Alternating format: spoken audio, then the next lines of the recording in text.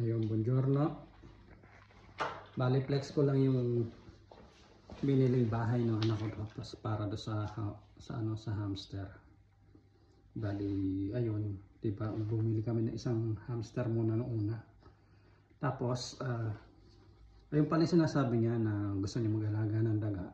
Inayawan ko, akala ko naman yung daga na yung talagang literal na daga na yung parang naninira ng mga ng mga damit, gano'n. Kaya inayawan ko yung pala. Nung nakita niya itong hamster, natuwa siya. Tapos, nung hindi pa siya nakakabili ng kanya, umorder na siya na rin. Yan yung bahay.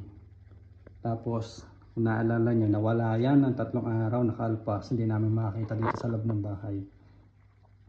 Tapos, nag-decide siya na bumili ng kanya. Nung time na yon masama naman yung pakiramdam ko, hindi ko kaya mag-drive. So, hindi kami nakabili.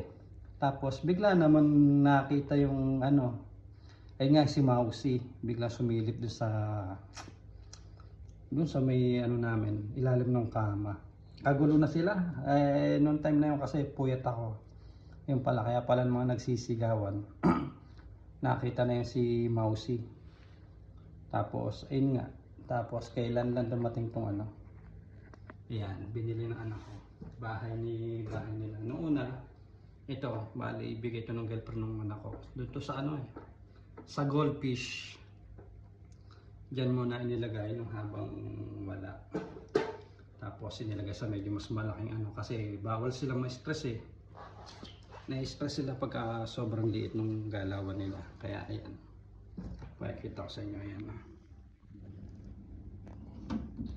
100 euro yata, 100 plus. Nilagyan natin siya ng kuwan kasi hindi ko alam kung napapakain pa siya yun. May tubig siya.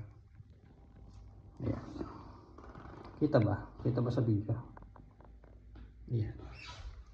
Bali yan, pakikita natin. Pakikita natin. Oh, nasaan kayo? Ayan, gulahin muna natin sila. Ayan, saluta kayo, sabi ciao.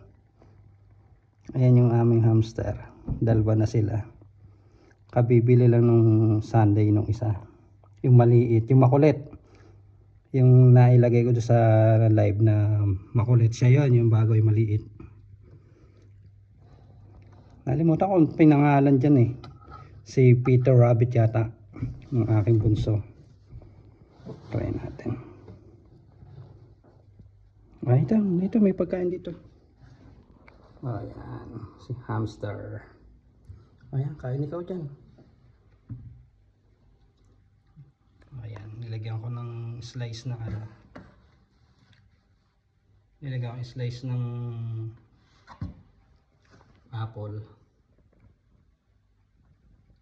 Itong isang to makulit. Siyang laro-laro dito sa ayan, kasama din to, itong bahay na to.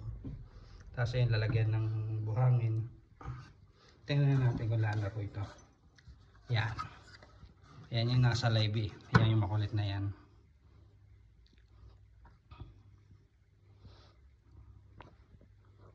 So ayan. Kita ba? Hirap pagka hindi control. Sensya na sa akin video makulit. So ayun. Pinlex ko lang yung biniling bahay ng aking anak para sa aming hamster. Tsaga muna sa ganitong video dahil malamig pa. Gusto ko na magmotor. Asa mo ang lamig, magmotor pag naandyan na. Baka magkasakit tayo. Kaya tsaga na lang muna. Thanks for watching.